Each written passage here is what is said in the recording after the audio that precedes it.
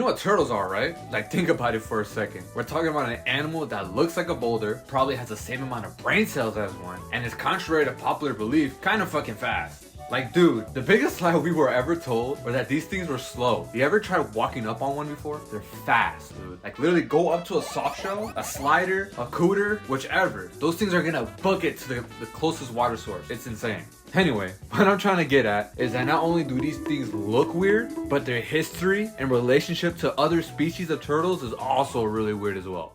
For starters, turtles are divided into two suborders, and I know what you're thinking, oh, tortoises and turtles. Not even that. We have Pleurodira, side-neck turtles, and then Cryptodira, hidden-neck turtle. Let's talk about Cryptodira real quick. These guys are what you think about when you hear the word turtle. You have snappers, soft shells, sea turtles, tortoises, cooters, sliders, any freshwater species you could think about. They are the most diverse out of the two groups. The reason why, which I'll get into later, but I'll give you a quick sneak peek, surprise, surprise, is because they're called Old World turtles. Actually, no, they're New World turtles. I'm an idiot, sorry. Okay, so I made an oopsie. This is editing me. I use this term, Old World and New World. I don't want to confuse you in thinking that this is, me referring to, like the Americas and then then Africa and Asia. What I'm talking about basically is in reference to the supercontinents. And the reason why I say that is because Pleurodira, I talk about it in a video, but Pleurodira pops up into the scene around like during the Triassic. Cryptodira are found around the Jurassic. And during that time, the supercontinents are, geology's geology, and it's believed that Pleurodira, their earliest members of that family or that order, evolved in Western Gondwana. That's why you can find the members of those species in South America, Madagascar, etc.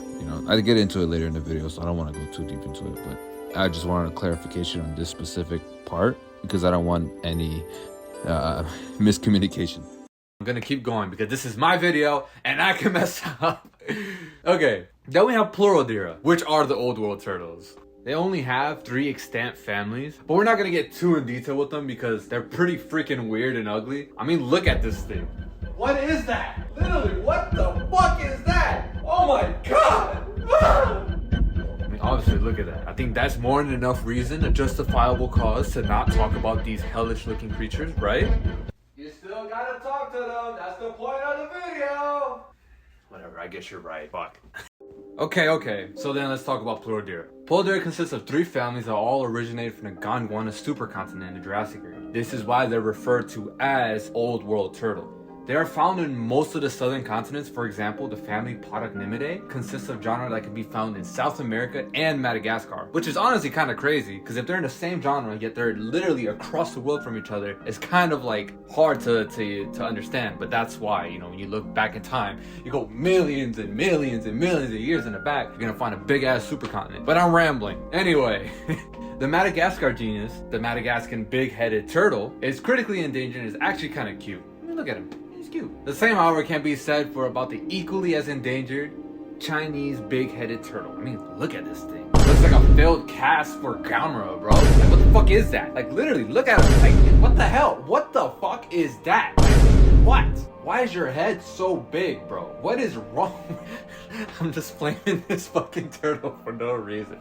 Anyway, though both species share a similar name and have the same big head adaptation, they're not closely related at all. In fact, the Chinese big-headed turtle, despite sharing a similar name, is more closely related to tortoises than they are to the Madagascan counterpart. This is because the Chinese big-headed turtle is from Cryptodira.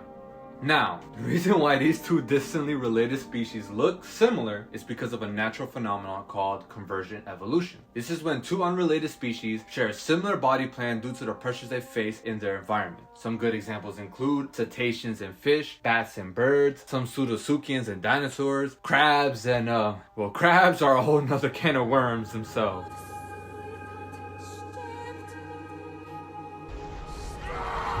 I'm not even gonna get into it. I can go on and on, but I'd much rather talk about the examples in this video. Now, don't get it twisted. Convergent evolution can also happen in organisms in the same superfamily. Box turtles get confused for tortoises all the time, yet both of them reside in separate, yet still in the same suborder families. Okay, now that you have a general knowledge of turtles, let's look at some species and just see how weird they are. And first, we have the pig-nosed turtle. And you know what? I could go on a rant on how bizarre these things are, but in all honesty, they're cute. I mean, look at them. The little nose, the little flippers. It has little curious looking eyes. I think these guys are cute. They live in rivers and freshwater marshes in northern Australia. They get their name from their snout. Really creative. I know, but anyway, it's super sensitive. They use it to search for food. They also have flippers instead of feet like sea turtles. And though they do look like a freshwater species of sea turtles, they're actually in the superfamily Trionychidae? I don't know if I'm pronouncing that right, but this means they're closely related to soft-shell turtles. And when you really look at it, honestly, it kind of makes sense. I mean, look at them. It looks like a sea turtle got drunk, met a soft-shell turtle. Things happened I don't want to get too into detail about, and then 9 months later, this thing pops out. You know, like, I don't know their gestation period for turtles. Maybe it's shorter, and that's why it looks so weird. But you know what? It is what it is. It's cute, and I'm gonna give it a pass. That brings us to the next group of turtles we'll look at. And what the fuck is this? Like, look at it, bro. It doesn't even have a shell, man. Like, what is this? Like, okay, I know we were just talking about how, you know, pig-nosed turtles look cute and they are closely related to soft shells. You would think soft shells would look cute, right? But no! We have this evil thing that came straight from freaking Amazing World of Gumball, and he has no shell! It literally has no shell! How the fuck did this thing evolve? Anyway, the Asian giant soft-shell turtle, or Asian giant soft-shell turtles are from, surprise, surprise, Asia. More specifically, Southeast Asia. These things are ambush hunters, which honestly comes as no surprise given how they look like they have a couple restraining orders on their record. They are critically endangered due to their native habitat. And that's all, folks. Like, what the fuck? Anyway, they're critically endangered due to their native habitat being destroyed.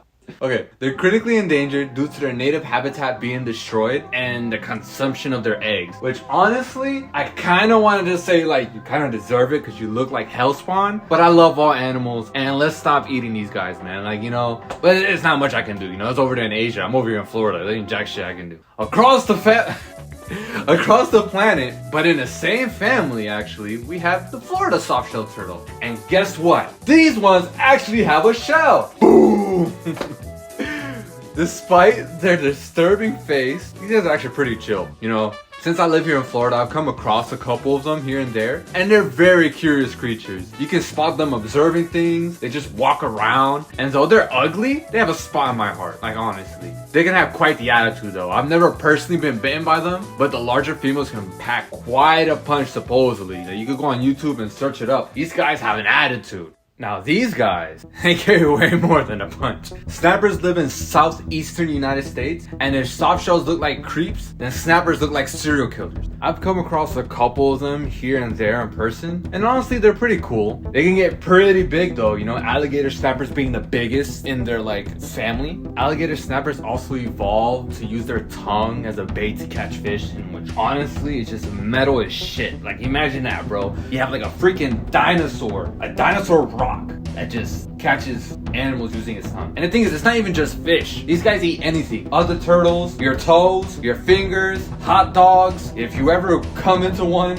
and they're looking at you, chances are someone fed them hot dogs. And now if you try to pet them, they're gonna think your finger's a hot dog. I'm saying this through personal experience because I'll show it here in the video. This motherfucker was looking at me with intent on chopping my fingers. So like, you know, you gotta be careful with them. But they're also really cute though. I like, don't get it twisted. You know, respect all these creatures because like, they're cute. They're metal as shit, but they're cute. Now, These guys, I didn't even know exist until I was doing research for this video, but there's a species called four-eyed turtles, and they can be found in East and Southeast Asia. These guys get their name from the eye spots that appear on the back of their heads. An interesting thing about these spots though is that they come in different colors, depending on the sex of the turtle. Males have blue/green spots, while females have yellow spots. They're critically endangered, and just like any other turtle, they just chill, you know? I mean, when I'm looking at them, they look like any other turtle, bro, like, not crazy. Now lastly, we got the mata mata, which honestly, this thing looks like a tumor that just kept growing and they just left it. Like you got a booger, you toss it in a creek, and this thing became sentient. You get a mata mata, bro. Like, look at this thing. It looks like the cane vegetation, bro. I can't pronounce right now. Which is a good thing though. Like, I'm not just making fun of it because it's ugly as sin, but like, they need that camouflage to survive because they're found in the forests of northern South America. You know, so like kind of like the Amazon-ish region. They're found in like creeks and rivers. So like, you know, when you go to a creek, you see all these dead vegetations, you know, algae on rocks. That's where you can find them. But you know, a good thing about this though is that they're actually doing pretty well. You know, they look absolutely hideous and somehow still manage to get laid, which I guess is a good thing, but you don't gotta worry about these things going extinct anytime soon, you know. But yeah. So there we go. Some really interesting species, but the craziest part about this, there's a dragonfly right there. I'm gonna keep going. So there we go. We got some really interesting species out there, and the craziest thing about it is that's just the tip of the iceberg.